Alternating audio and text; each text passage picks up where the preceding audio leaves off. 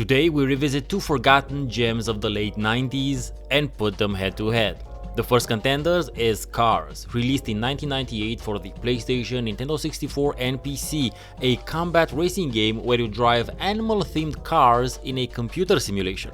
The second is Rollcage, released in 1999 for the PlayStation and PC, also a combat racing game where gravity doesn't matter.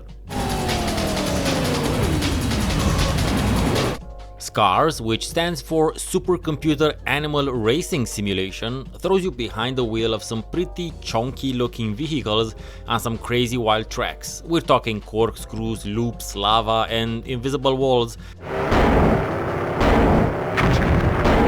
that'll make your stomach drop, and shortcuts that require some serious skill to navigate. But unlike your typical racing game, here winning isn't just about crossing the finish line first, it's also about messing up the other guy.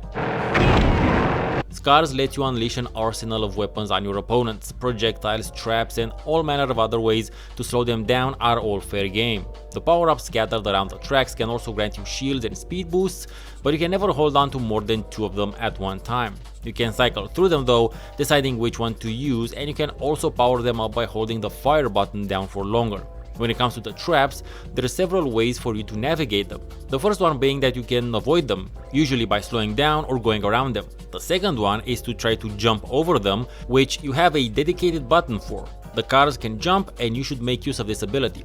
The third way is that you can shoot at the already deployed traps when you have the bullets weapon.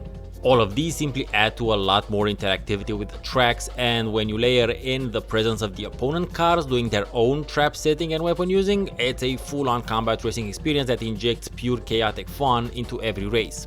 You start off with 5 available cars modeled on lion, elephant, rhino, shark and mantis for some reason, and can unlock a bunch of new ones by completing special one-on-one racing challenges against them. And I gotta be honest, these challenges aren't easy.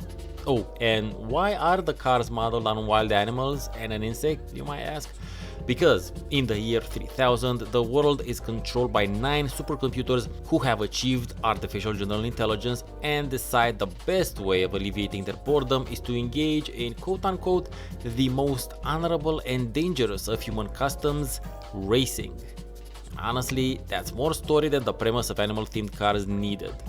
Where S.C.A.R.S truly shines is in its multiplayer mode. The PC version was limited to only 2 players, and I gotta tell you, that was a super fun experience as is, sharing a keyboard, elbowing each other and whatnot. I can only imagine the smack talk flying between 4 players on the console versions. Let's be honest though, S.C.A.R.S wasn't a groundbreaking title. Reviews back in the day were mixed. Some praised the multiplayer action while others felt the single player mode lacked depth, which is fair enough.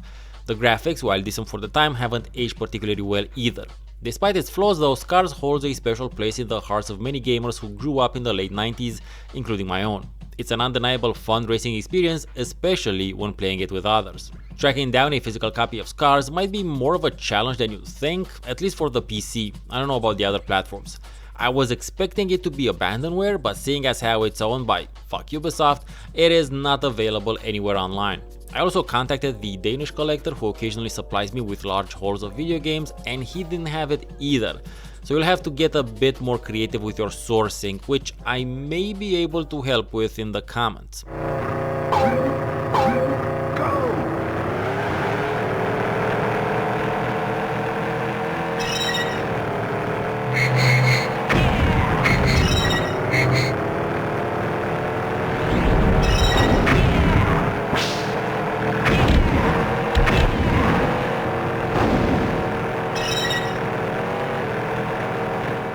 Released in 1999, Rollcage throws you into a world of super high-speed futuristic combat racing and dope techno drum and bass.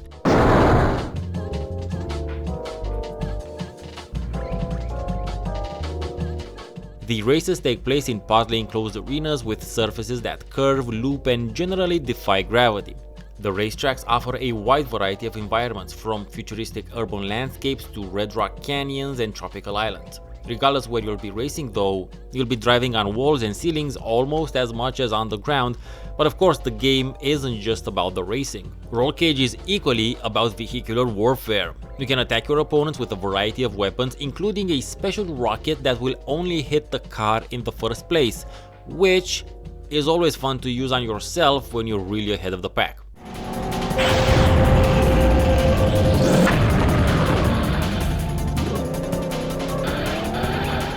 Of course, the other cars in the game can make use of the same power-ups, and they will.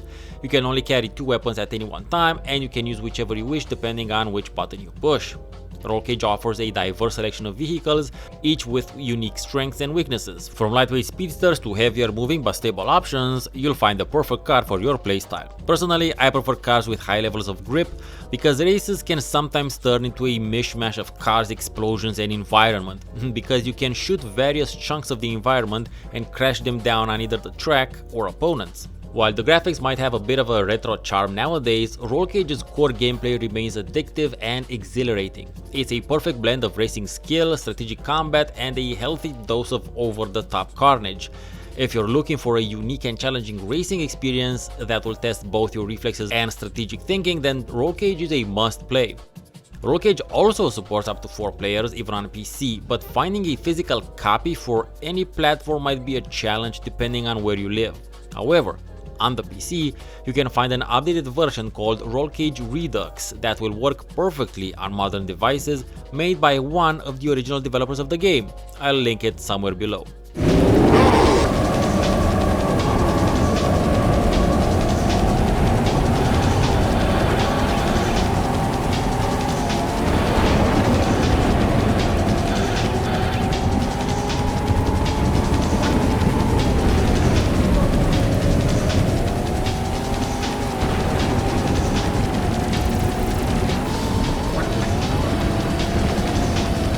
So, between S.C.A.R.S and Rollcage, which one takes the nonsense cup? Well, I've played both of them some 20 years ago and have fond memories of both. However, replaying them now, for me it's gotta be hands down Rollcage. Its graphics haven't aged nearly as badly as those from S.C.A.R.S, although of course this is a de gustibus sort of thing. I just prefer Rollcage's more. Its mechanics are easier to comprehend, the tracks give off the impression of considerably more space to maneuver, and the soundtrack absolutely slaps. I mean, seriously, I dug it so much I looked into the game files to find that the tracks are coded in OGG format, which means you can play them with most any audio playback software out there, and now they're on my phone as part of my biking music rotation because this soundtrack wasn't released separately. Interesting side note, the PS1 soundtrack was released separately, is different from the PC one, and features 2 tracks from Fatboy Slim as well as some other artists I don't recognize, but I'm sure some of you will. Rollcage feels like a much smoother S.C.A.R.S, to be honest, which makes sense since it was released a year later, but whichever of these you have access to, I'm fairly sure you'll enjoy your time with either, especially if you manage to play them with other humans. Let me know in the comments if you have any fond memories of S.C.A.R.S, Rollcage, or some other forgotten gems you'd like me to see revisit. I've been Steven Nonsense, and thank you very much for watching and have a great rest of your day.